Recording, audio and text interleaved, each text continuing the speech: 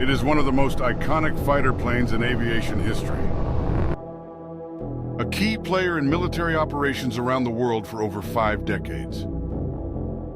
Developed by McDonnell Douglas in the early 1950s as a response to a U.S. Navy request for a supersonic jet designed to intercept enemy bombers. The aircraft was introduced into service as a multi-role fighter bomber that can perform a wide range of missions, including air-to-air combat, strike missions, reconnaissance, and even nuclear deterrence. Despite its size and weight, it is impressively maneuverable. Pilots often describe the aircraft as a beast that can outperform many of its modern counterparts in dogfighting scenarios. With its powerful twin engines, the F-4 Phantom is capable of reaching supersonic speeds and altitudes of over 60,000 feet.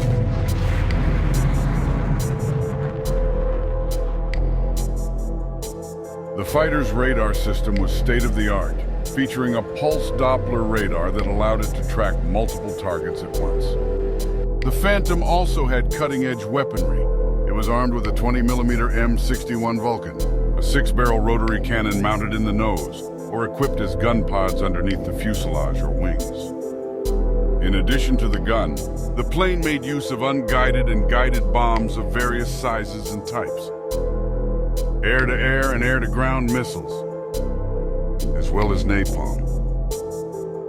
The jet proved itself in some of the most intense combat situations in history, notably in the Vietnam War, where a squadron of F-4s shot down 7 Soviet MiG-21s without suffering any losses during Operation Bolo. With more than 5,000 units rolling off the assembly line and onto the taxiway, and widespread use amongst several nations such as Germany, the UK, as well as Japan. It's no surprise that some would turn up in War Thunder. In the game, there are quite a few variants at your disposal. Starting with the early F-4C at BR 10.0. As aviation combat entered the missile era, the early Phantoms were designed without an internal cannon. The plane was designed primarily as an interceptor, usually armed with a mix of AIM-7 Sparrow and AIM-9 Sidewinder missiles. However, as war proved a dire need for a gun, the fastest response to that fatal problem was to simply just put some under the hard points. It was a viable alternative for the time, but the lowered positioning made the gun less accurate. Although with the option of installing additional cannons, you can triple your firepower. The resulting barrage of bullets renders accuracy somewhat less important. That being said, equipping the cannons externally make the aircraft more sluggish. In later models like the F-4E, the Vulcan cannon was properly integrated. The nose now bears an advanced radar with smaller cross-section to accommodate the cannon. Advances in technology also made it possible for more sophisticated guided bombs and AGMs to find their way under the hard points. The wings were modified with leading-edge slats to improve maneuverability. The many improvements boosted the F-4E's capabilities. Yet there was another drawback, which laid in the engines. Due to low combustion heat, it produced a thick black trail of smoke. This meant that the Phantoms could be spotted from miles away. It became especially apparent in Operation Rolling Thunder. MiG pilots were able to see the approaching black smoke trails and use this advantage to carry out sneak attacks. Though the smoke could be eliminated by flying in afterburners, the increased fuel consumption was not an ideal solution. To fix that problem, the engines have been modified and worked on over years. One of the primary modifications was the introduction of improved combustion chambers. It allowed for better mixing of the fuel and air, which reduced the amount of soot and other particulates produced during operation. Phantoms from Block 37 and onward were equipped with the new General Electric J79 GE17. Some F-4Js, the Navy variant of the F-4C, were also retrofitted with the new engine. Though within the realm of the game, it is issued with the GE10. The J variant, much like its cousin in the USAF, doesn't come with a built-in cannon. It also isn't involved in the Agile Eagle program and missing the slats, but it makes up for that with its radar. The powerful pulse Doppler in the nose cone is its biggest advantage, The radar is able to lock onto targets from 50 miles away, and with the ability to nozzle the radar dish downwards, it can track enemies near the ground as well. Needless to say, the bird's arsenal includes 6 AIM-7F Sparrows. These long-range missiles tear through the skies at Mach 4. The impressive far-distance capabilities makes it perfectly suited for beyond visual contact engagements. Play your cards right and you will never find yourself in a dogfight. The F-4J is available to the UK too. The tech tree also bears the FG-1 and the FGR-2. Still assembled in the States, the planes were mostly built with British technology. One of the more major changes happened to the engines.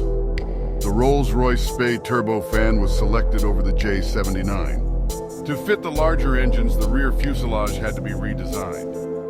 In addition to the boost in acceleration and speed, the Royal Air Force grants access to the infamous sky flashes. The RAF long sought an interceptor replacement for the Lightning due to its poor range and weapons fit. The Phantom was the primary choice, and with countless interceptions of Soviet air forces, it proved to be a good one. Germany took notice of the F-4's performance over the North Sea, and they wanted their own. The Luftwaffe signed a contract for 88 machines, and after taking a liking to them, placed another order for 175 more. Designated as the F-4F, it was present in most NATO exercises, thus forming the backbone of the Luftwaffe. Also receiving many upgrades throughout its 41-year service in Germany, it was retired as recently as mid-2013. With a similar long service record, the Japanese Phantoms were produced domestically by Mitsubishi.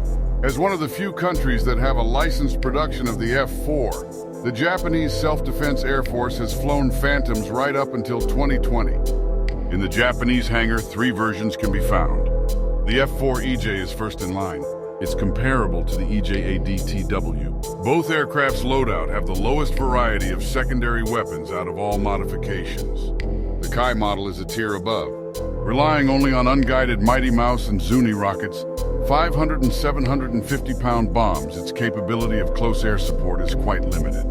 But the addition of AIM-9Ls make it a fierce opponent. Its main objective, especially in mixed battles, is to enforce dominance in the skies over the battlefield.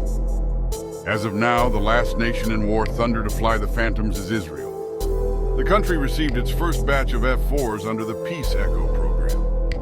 The Kurnas, or Sledgehammer, is yet another E variant. The IAF deployed it during the Yom Kippur War in 1973, in which Egypt and Syria launched a massive surprise attack against the outnumbered and unprepared Israel Defense Force. Yet nonetheless, Israel won the war, partially due to the Egyptian SAM's inability to deal with the low and fast-flying Phantoms. The performance of the Kurnas at 11-0 is average. Unlike its peers, it is heavy, not suited for long dogfights. And with the recent update, Sky Guardians, the Kurnas 2000 was added. It is the most advanced version on offer. The Super Phantom drastically differs from the earlier models. The diverse weaponry is well fleshed out, in particular its ability to carry 6 all-aspect missiles and a pave spike targeting pot with the correspondent paveways give it the upper edge to all the other Phantoms. Whether performing reconnaissance, providing air support, intercepting air assaults, or engaging in dogfights, this true multi-role fighter does it all. From its initial deployment during the Vietnam War to its continued use in various military operations around the globe, over several decades it has proven its worth time and time again, and secured its legacy as a symbol of air superiority in aviation history. The F-4 Phantom II. Metal beast. Versatile. Legendary.